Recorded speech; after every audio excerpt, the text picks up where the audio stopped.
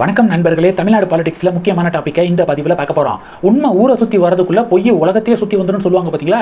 அது மாதிரியான சம்பவம் நடந்துட்டு இருக்கு தமிழகத்தில். தமிழ்நாடு பாலிடிக்ஸில் நக்கீரனில் வேலை பார்க்கக்கூடிய தாமோதரன் பிரகாஷ் அப்படிங்கிறவர் கடந்த 10-15 நாட்களாக திருச்சி சூர்யா போன்றவர்கள்லாம் அண்ணாமலை அவ்வளோ ஊழல் பண்ணிட்டாரு, இவ்வளோ ஊழல் பண்ணிட்டாரு, அண்ணாமலை மனைவி பேரில் அவ்வளோ சொத்து வாங்கிட்டாரு, இவ்வளோ சொத்து வாங்கிட்டாரு அப்படி இப்படின்னு சொல்லிட்டு என்னென்னமோ சொல்லியிருக்காங்க. அதில் அந்த தாமோதரன் பிரகாஷ் சமீபத்தில் என்ன தெரியுமா சொல்லியிருக்காரு? 70 கோடி ரூபாய் மதிப்புள்ள ஒரு நிலம் வாங்கியிருக்காங்க. அண்ணாமலையுடைய மனைவி 70 கோடி ரூபாய் மதிப்புள்ள இடம் வாங்கியிருக்காங்க. அண்ணாமலை ஒரு வார்டு கவுன்சிலர் கூட கிடையாது. அப்படி இருக்கும்போது எப்படி இவ்வளோ சொத்துக்களாக வாங்கி குவிச்சுக்கிருக்காரு? இடி, ஐடி இவங்கெல்லாம் ரைடு பண்ண வேண்டியதானே அப்படி இப்படின்னு சொல்லிட்டு தாமோதரன் பிரகாஷ் பதிவு போட்டிருக்காருங்க. இது குறித்து நிறைய பேர் ஆய்வு செஞ்சு ஒவ்வொருத்தங்க ஒவ்வொரு பதிவுகளை போடுறாங்க. இதை உண்மை நம்பிட்டு திமுகவினர் என்ன பண்ணுறாங்கன்னா, இந்த அவர் போட்ட பதிவுடைய ஸ்க்ரீன்ஷாட்லாம் எடுத்து ஷேர் பண்ணி என்ன 70 கோடி ரூபாய்க்கு லேண்ட் வாங்கியிருக்காரு அண்ணாமலை அப்படின்னு சொல்லிட்டு அவங்க ஒரு பக்கத்து கேள்விகள் எழுப்பிக்கிருக்காங்க. இப்போ பார்த்தீங்கன்னா இந்த நிலம் இருக்குது பார்த்தீங்களா, அண்ணாமலை அவர்களுடைய மனைவி அகிலா அவர்களுடைய பேரில் இந்த நிலம் வந்து வாங்கப்பட்டிருக்கு அப்படின்னு சொல்கிறாங்க. இந்த நிலத்துடைய சந்தை மதிப்பே எவ்வளவு அப்படின்னு சொல்லிட்டு கவர்மெண்ட் தரப்புக்கிட்ட இருந்து ரிப்போர்ட் இருக்குது. இந்த நிலத்துடைய சந்தை மதிப்பே 7,20,000. 80 சென்ட் நிலம் வாங்கப்பட்டிருக்கு. 7,20,000. சிட்டியில் கிடையாது, கிராமத்துலலாம் ரொம்ப நிலமெல்லாம் விலை ரொம்ப கம்மி. விவசாய நிலம்னா ரொம்ப ரொம்ப விலை கம்மி. Acre 1 acre 2 acre 10 acre 20 acre 50 லட்சம் 1 கோடி இப்படி தான் இன்னும் விற்பனை ஆகிக்கிருக்கு கிராமத்தில். கோயம்புத்தூரில் செலக்கரிச்சல் அப்படிங்கிற ஒரு கிராமத்தில் 80 சென்ட் நிலம் வந்து வாங்கியிருக்காங்க. அந்த 80 சென்ட் நிலம் 70 கோடி ரூபாயாம். இந்த ஒரு படத்தில் ராதிகா வந்து அம்மாவாக இருப்பாங்க, போலீஸாக இருப்பாங்க. விஜய் சேதுபதி பார்த்தீங்க அப்படின்னா பையனாக இருப்பார். போலீஸ் ட்ரைனிங்க்கு வந்து அவர் ஓடுவார். எவ்வளோப்பா ஓடி இருக்கான் பையன் அப்படின்னு சொல்லிட்டு, எவ்வளோ செகண்டில் ஓடி இருக்கான் அப்படின்னு கேட்கும்போது ஒருத்தர் ஒரு பதில் சொல்லுவார், இன்னும் கொஞ்சம் சேர்த்து போடுப்பா அப்படின்னு சொல்லுவார்ல. அது மாதிரி இவங்க 0வை ஒரு நம்பருக்கு பின்னாடி சேர்த்து போட்டுக்கிட்டே இருக்காங்க. 70 விட்டா 700 7,000 கோடின்னு சொன்னாலும் சொல்லுவாங்க அப்படின்னு தான் நான் பார்க்குறேன். இப்போது இந்த நிலம் 2021 தேர்தல் அஃபிடவிட்டில் அண்ணாமலை அவருக்கு இருக்கக்கூடிய அசையும் அசையா சொத்துக்கள் குறித்து அவர் ஒரு அறிக்கை கொடுத்திருந்தார் பார்த்தீங்களா? அதையும் 2024 பாராளுமன்ற தேர்தலின் போது அவருடைய அஃபிடவிட்டில் அவர் கொடுத்த தகவல், இது ரெண்டையும் நம்ம கம்பேர் பண்ணி பார்த்தாலே சில உண்மைகள் நம்மளுக்கு தெரியுது. 2021 தேர்தல் அஃபிடவிட்டில் அண்ணாமலை என்ன தெரியுமா சொல்லியிருந்தாரு? அவருடைய பேங்க் அக்கௌண்ட்டில் 2 பேங்க்கில் வந்து அக்கௌண்ட் வச்சுருக்கேன். ஒரு பேங்க்கில் 12.5 லட்சம் ரூபாய் வந்து அக்கௌண்ட்டில் இருக்குது, இன்னொரு பேங்க்கில் 25 லட்சம் ரூபாய் அக்கௌண்ட்டில் இருக்குது அப்படின்னு சொல்லியிருக்காரு அண்ணாமலை. அதே அஃபிடவிட்டில் மனைவிக்கு வந்து எவ்வளவு அக்கௌண்ட்டில் பணம் இருக்குது அப்படின்னா 13 லட்சம் ரூபாய் பணம் இருக்குது.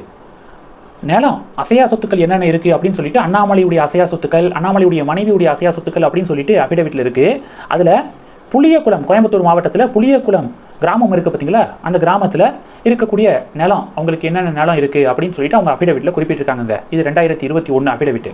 2024 பார்த்தீங்க அப்படின்னா தேர்தல் அஃபிடவிட்டில் அண்ணாமலை அவர்களுடைய மனைவியுடைய அசையா சொத்துக்கள் அந்த லிஸ்ட்டில் புளியகுளம் கிராமத்தில் இருக்கக்கூடிய இடம் வந்து குறிப்பிடப்படலை. அதுக்கு பதிலாக என்ன இருக்குது அப்படின்னா செலக்கரிச்சல் அப்படிங்கிற கிராமத்தில் நிலம் அப்படின்னு சொல்லிட்டு அதில் குறிப்பிடப்பட்டிருக்கு. இதிலிருந்து என்ன தெரியுமா தெரியுது? புளியகுளம் கிராமத்தில் இருக்கக்கூடிய நிலத்தை அவங்க விற்று அதன் மூலமாக வரக்கூடிய காசு இருக்குது பார்த்தீங்களா, அதை வச்சு செலக்கரிச்சல் கிராமத்தில் 80 சென்டில் ஒரு நிலம் வாங்கியிருக்காங்க. அந்த 80 சென்டில் வாங்கப்பட்ட நிலத்துக்கு ஸ்பெண்டான அந்த பணம் போக மீதி பணத்தை பேங்க் அக்கௌண்ட்டில் அவங்க வந்து டெபாசிட் பண்ணியிருக்காங்க. 2021 13 லட்சமாக இருந்த அவங்களுடைய டெபாசிட்டு 2024 எவ்வளோனா 98 லட்சம் அவங்களுடைய பேங்க் அக்கௌண்ட்டில் இருக்குது அப்படின்னு சொல்லப்பட்டிருக்கு.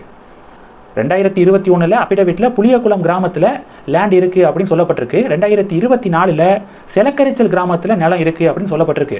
புளியகுளம் கிராமத்தில் இருந்த நிலத்தை விற்று வந்த காசை வச்சு செலக்கரிச்சல் கிராமத்தில் விவசாய நிலத்தை வந்து வாங்கியிருக்காங்க.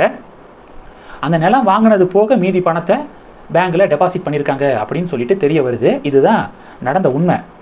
இது வந்து இல்லாமல் 70 கோடி ரூபாய்க்கு நிலம் வாங்கிட்டாங்க. 80 சென்ட் நிலம் 70 கோடி ரூபாய்க்கு வாங்கிட்டாங்க. எங்கே? செலக்கரிச்சல் கிராமத்தில் விவசாய நிலத்தை 70 கோடி அதோட மதிப்பு. கவர்மெண்ட்டுடைய ரிப்போர்ட்லேயே பார்த்தீங்க அப்படின்னா வில்லங்க சான்று இருக்குது பார்த்தீங்களா, இடத்துடைய வில்லங்க சான்று. அதில் பார்த்தீங்கன்னா அதோடைய சந்தை மதிப்பை 7,20,000 தான் அப்படின்னு சொல்லிட்டு கவர்மெண்ட்டே போட்டிருக்கு. ஸோ இப்போ இந்த டாக்குமெண்ட்ஸ் எல்லாம் பாஜகவினர் ஷேர் பண்ணி அண்ணாமலைக்கு எதிராக வன்மத்தை வந்து கக்கிறதுக்குன்னு ஒரு கும்பல் இருக்குது. அந்த கும்பல் செய்யக்கூடிய வேலை, அண்ணாமலைக்கு எதிராக நேர்மையாக எந்த ஒரு குற்றச்சாட்டும் முன்வைக்க முடியலை, அதனால இப்படி வந்து பண்ணலாம் அப்படின்னு சொல்லிட்டு இறங்கிட்டாங்க.